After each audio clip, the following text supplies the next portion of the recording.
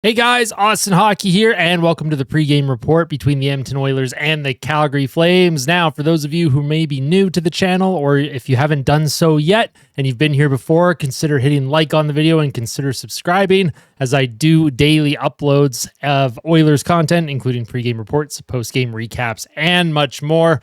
Edmonton is coming off a very frustrating 4-2 loss to the Minnesota Wild. Their special teams were terrific. The penalty kill went 4 for 4, and they were 2 for 2 on the power play, but it was at even strength where the team struggled to put the puck in the net. They scored 0 goals at even strength and came out with a 4-2 loss. Historically, though, the Oilers have matched up well against the Calgary Flames.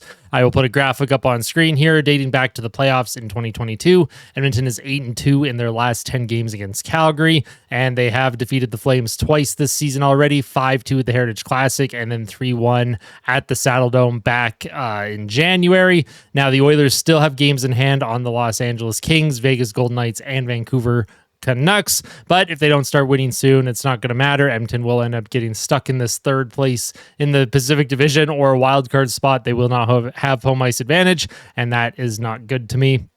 Now, Kris Knoblauch, he has been using his blender to create lines more than a bodybuilder uses a blender to blend his protein shake lately. So I have no idea what the lineup will look like tonight, but let's go into the projected lineup. Now, with the projected lineup, this is not what I think is actually happening. I have not seen the pregame skate report yet from the Oilers Twitter. I haven't seen anything from Jack Michaels or Bob Stauffer. These are the lines that I would go back to that Kris Knoblauch had for a while during the win streak and has completely gone away from. I liked these lines. I thought they were successful.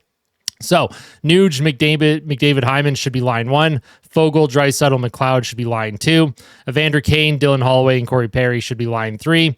Matthias Janmark, Derek Ryan, and Connor Brown should be line 4. And then Sam Gagner as the guy that rotates in every now and then for Janmark or Brown, depending on who's the healthy scratch. Although Derek Ryan only played 5 minutes last night against the Minnesota Wild, which I still have their logo up on screen for some reason. You know what? Let's just quickly change that. Look at that. We got a Calgary Flames logo.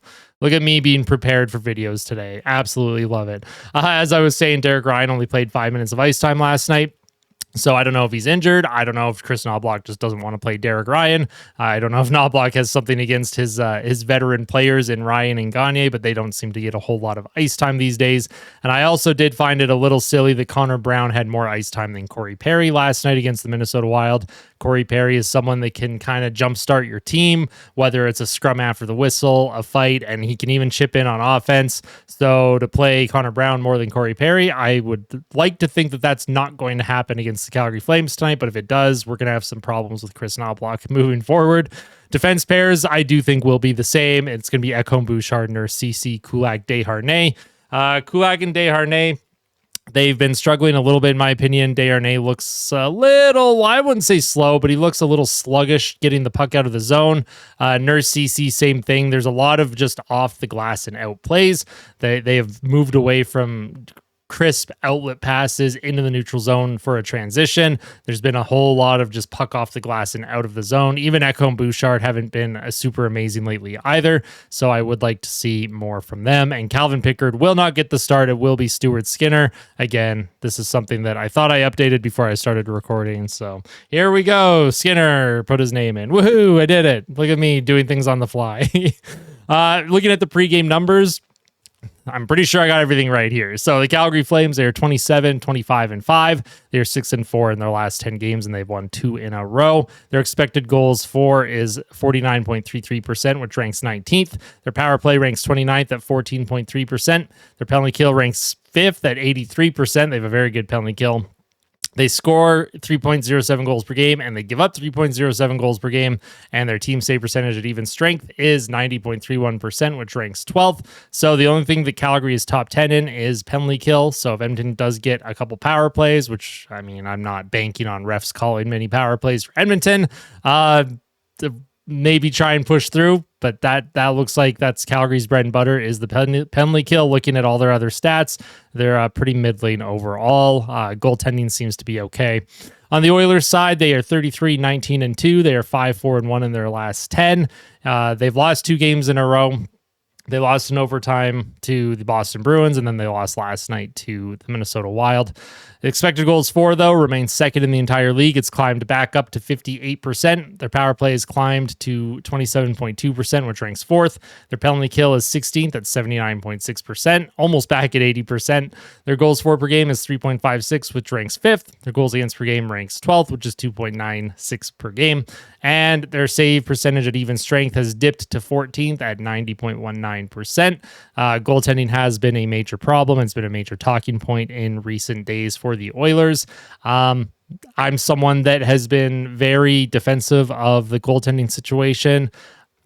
I just don't know how worth it is to sell the farm for a goalie that may or may not help you win. I think either way, Stuart Skinner is your starter in the playoffs. So if you want to upgrade on Calvin Pickard, great. All the power to you. But at the end of the day, goalies are voodoo and you just can't really predict them. So game start is 8 p.m. Mountain Standard Time. They are the late game on CBC tonight. My score prediction is 4-3 Oilers in overtime. And my player to watch is Connor McDavid. Now, he has been racking up the assists lately, but he has 0 goals in his last 8 games. I cannot see Connor McDavid going a 9th straight game without scoring a goal. Keep an eye out on McDavid. He's hit a lot of posts recently. There's been a lot of dented posts from his shots. I would like to think that Connor McDavid is going to find the score sheet in terms of goal scoring tonight. So let me know what your game day predictions are. Let me know what your game day thoughts are in the comment section below. I love reading all of your comments. And as always, if you liked the video, make sure you hit like. If you really liked it, make sure you hit subscribe. And I will see you guys in the post-game recap. Take care.